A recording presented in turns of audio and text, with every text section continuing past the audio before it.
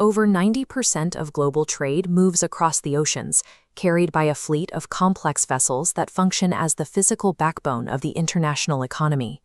To manage this volume, the maritime sector has digitized. Cloud platforms and edge computing now dictate everything from predictive maintenance to algorithmic route optimization.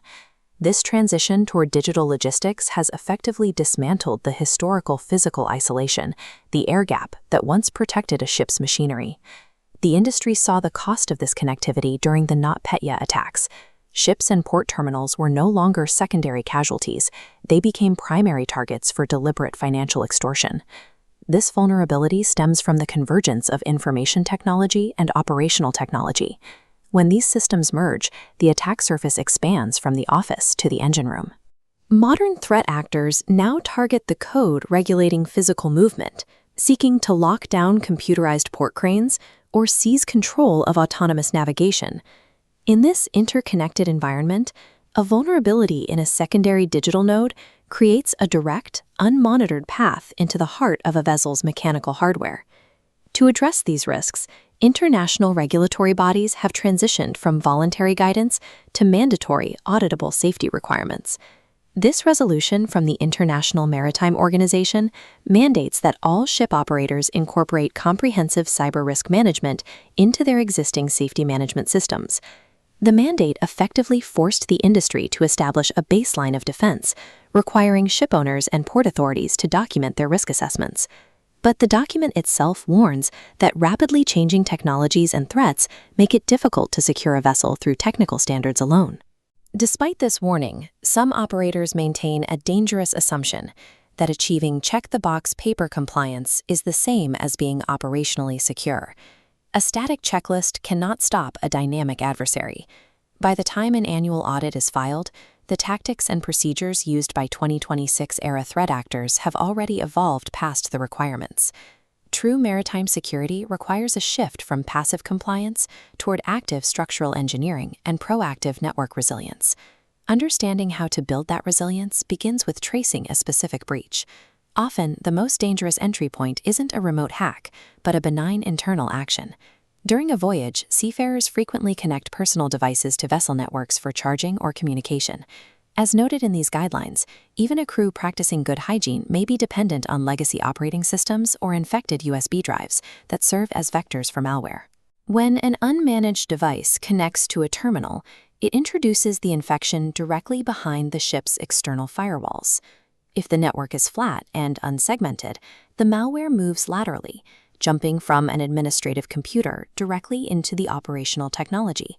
This immediate penetration results in a physical cascade. A code corruption in a workstation suddenly paralyzes the main propulsion or causes the ship to lose dynamic positioning in heavy weather. Because a modern vessel functions as a remote industrial plant, a single compromised USB drive can trigger an immediate existential operational crisis. Engineering a defense against these cascades requires distinguishing between the security needs of a corporate office and those of a ship at sea. Standard enterprise IT is built around the CIA triad, which prioritizes data confidentiality above all else. Its primary goal is keeping information secret. Maritime operational technology requires the CAIC model instead. This framework places physical control and system availability at the top of the hierarchy.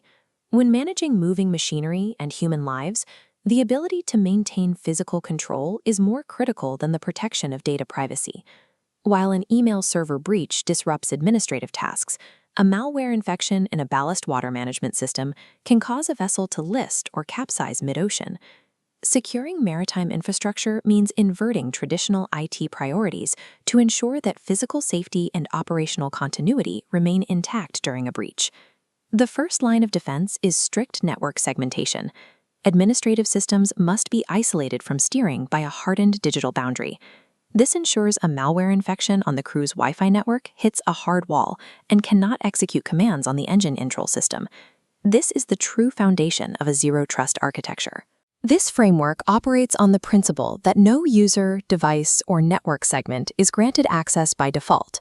By requiring continuous verification of every data packet, Zero Trust prevents a phishing link clicked in the galley from affecting the vessel's propulsion or navigation. Building these boundaries is difficult because ships utilize proprietary equipment from a diverse global supply chain, often with conflicting security protocols. These structural defenses must be audited and re-verified every time a new sensor is integrated or a third-party technician connects to the ship's port. When properly engineered, Zero Trust transforms a vulnerable, flat network into a compartmentalized and resilient fortress. Even with advanced architecture, the complexity of the global supply chain means a breach will eventually occur. For a ship at sea, survival depends on the response. Maintaining operational continuity during an attack requires a 4-phase strategy: prepare, detect, respond, and recover. Preparation involves building a complete inventory of connected devices and predefined playbooks for critical scenarios, like the hijacking of automated port vehicles. Detection relies on AI-powered monitoring to flag microscopic deviations in robotic operations, movements that might signal a breach of the industrial control systems. In the respond phase, the crew must immediately decouple IT from OT. This physical isolation stops the spread and secures the vessel's steering and propulsion. Finally, recovery is only possible through the use of isolated, redundant data backups that allow for a clean restore of the system's core functions. Success in maritime security is not found in preventing every attack, but in executing a planned, dynamic response while under the pressure of a breach. The threat landscape continues to evolve as we approach 2026. Malicious actors are now integrating next-generation technology into their extortion campaigns. Adversaries are now actively exploring how artificial intelligence and quantum computing can be used to shatter our current encryption methods. This creates severe risks for the secure port communications and navigation systems that the global fleet relies on for every mile of a voyage. To counter this, the maritime industry must adopt the principle of cybersecurity by design.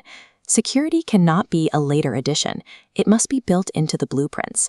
Delaying implementation results in exponentially higher recovery costs and prolonged operational downtime following a successful attack. C-suite executives and maritime leaders must treat cybersecurity as a management task, embedding these standards into the earliest stages of every new technology deployment. By integrating engineered resilience from the ground up, the industry can ensure that global trade remains immune to digital extortion and physical operational paralysis.